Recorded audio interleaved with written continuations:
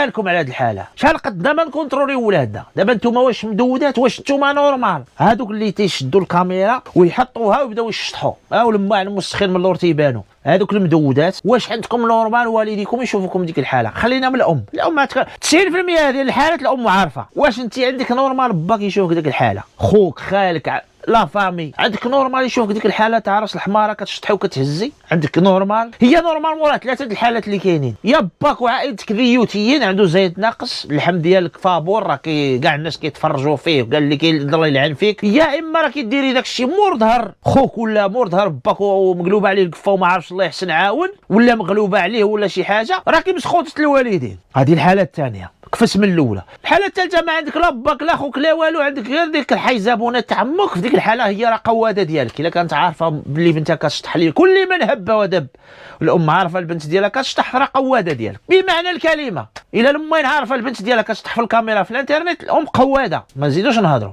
وتكون ما كتنهيهاش على داك الشيء، فان الام قواده. انا بغيت غير نعرف شي واحد اختو هكا عارف بلي اختو ولا بنته كدير هكا وساكت، لا حول ولا قوه الا بالله. وغير هضر ابنادم، واخا تكون غالبه عليك المراه، غالبين عليك بناتك، وغير هضر، خليهم يديروا داك الشيء بعد ما انت تهضر، على الاقل كتقلع المسؤوليه عليه. وغير هضر يا راس الحمار. راك نقول لكم حاجه، ومن يعمل مثقال ذره شرا يره. انت راكي ماشي عندك ذره، انت ماشي عندك جزيئه. حنا دابا وليتو نتوما مفروضين علينا. علاش؟ راه القضيه بحال شي مجموعه ديال الناس يكون جالسين في واحد القاعه، كتجي وحده بلا ما يعرض لها حتى شي واحد بدا تشطح. ايوا راكو دايرين هكذاك في المنصات.